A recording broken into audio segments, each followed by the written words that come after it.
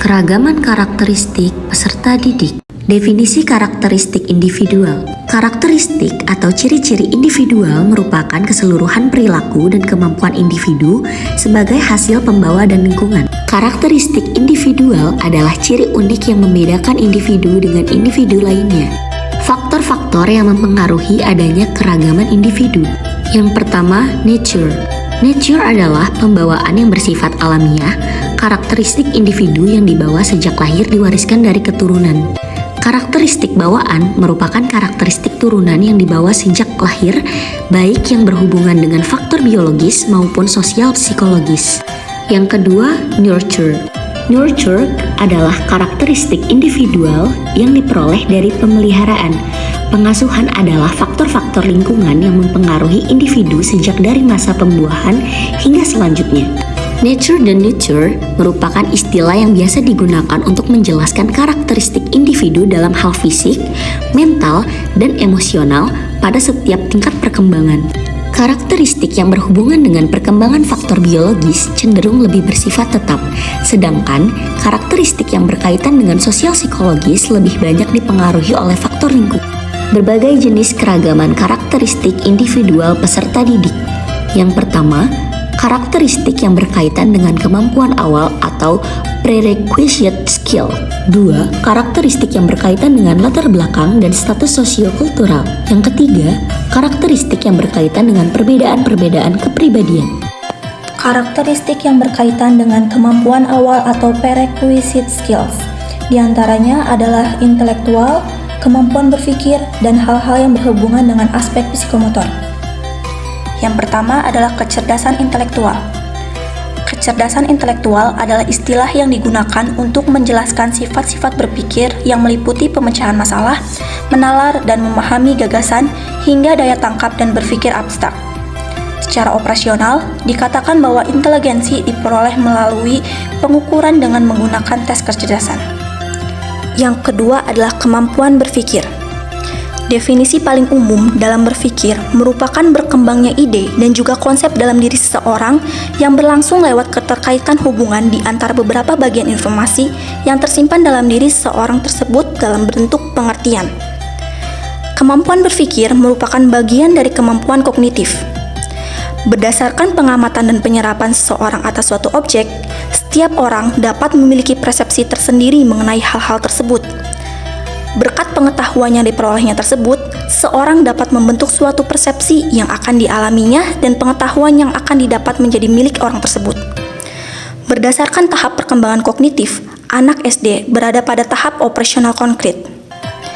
Dan kecenderungan belajar anak usia SD yaitu pertama konkret.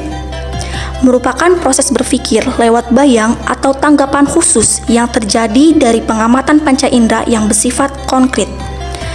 Berpikir dalam tingkatan ini mengandung kesadaran akan hubungan antara pengamatan satu dengan yang lain dan belum ada. Sebagai contoh, tanggapan hanya khusus mengenai sebuah benda yang sudah pernah diamati. Tingkat ini dialami anak-anak sebab mereka belum dapat menyusun pengertian untuk menguasai bayang atau tanggapan dalam pikiran, sehingga membuat anak-anak belum dapat berpikir secara cepat, atau dengan kata lain masih memerlukan peraga benda yang konkret.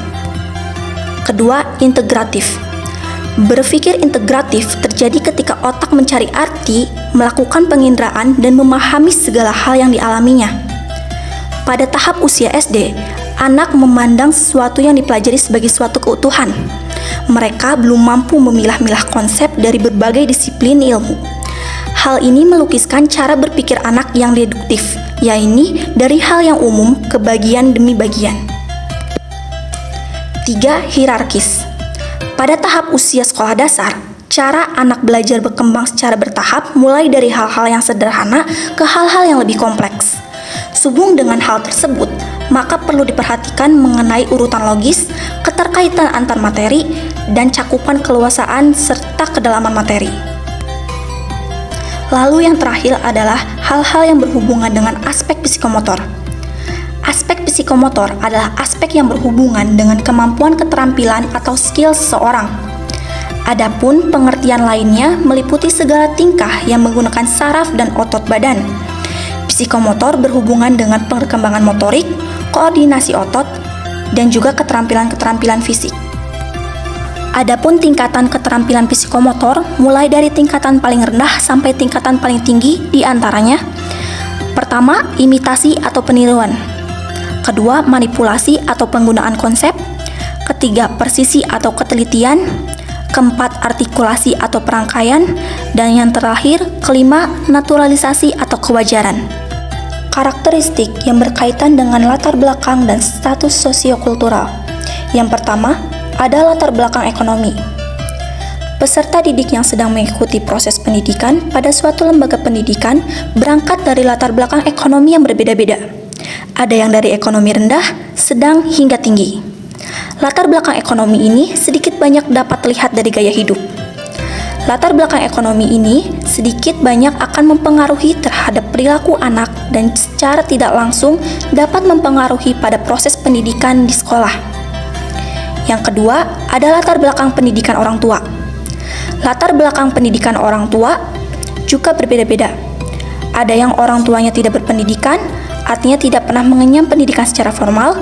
Ada pula yang berpendidikan rendah, misalnya hanya sampai level SD atau SMP, dan bahkan ada yang berpendidikan tinggi. Latar belakang pendidikan orang tua ini dapat pula mempengaruhi kepada pola pikir dan pola asuh anak. Sehingga di sekolah, guru harus memahami berbagai latar belakang pendidikan orang tuanya, supaya dapat memahami kondisi peserta didik. Yang ketiga, ada latar belakang proses kelahiran. Latar belakang proses kelahiran peserta didik perlu pula diketahui dan dipahami oleh guru. Pada peserta didik yang dilahirkan melalui proses persalinan yang normal dan ada pula melalui proses sesar. Proses kelahiran ini dapat mempengaruhi terhadap perilaku dan kesehatan anak. Lalu yang keempat, ada latar belakang pekerjaan orang tua. Latar belakang pekerjaan orang tua biasanya sangat berkaitan erat dengan latar belakang pendidikan. Berbagai jenis latar belakang pekerjaan orang tua perlu diketahui oleh guru. Lalu yang terakhir adalah latar belakang pola asuh orang tua. Oleh siapa anak itu diasuh, itulah yang mewarnai perilakunya kelak. Karakteristik yang berkaitan dengan aspek sosiokultural. Yang pertama, ada budaya. Budaya di Indonesia beragam. Setiap peserta didik memiliki budaya yang berbeda-beda. Hal ini sesuai dengan asal daerahnya masing-masing. Yang kedua, ada bahasa. Sesuai dengan daerah asal, maka bahasa pun berbeda-beda. Ini adalah bentuk keragaman yang ada di Indonesia. Tidak hanya terdiri dari bahasa Indonesia saja, tetapi terdiri dari beribu-ribu bahasa daerah. Yang ketiga, ada suku. Suku bangsa juga beragam. Peserta didik ada yang berasal dari suku Jawa, Sunda, Batak, dan lain-lain. Dan yang terakhir adalah agama.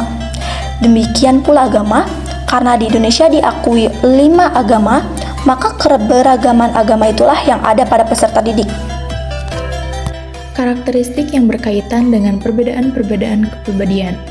Kepribadian adalah keseluruhan pola atau bentuk tingkah laku, sifat-sifat, kebiasaan, kecakapan, bentuk tubuh, serta unsur-unsur psikofisik lainnya yang selalu menampakkan diri dalam kehidupan seseorang. Jadi, pada dasarnya manifestasi kepribadian adalah seluruh tingkah laku manusia itu sendiri. Adapun 4 tipe kepribadian menurut Florence Littauer. Yang pertama, sanguinis.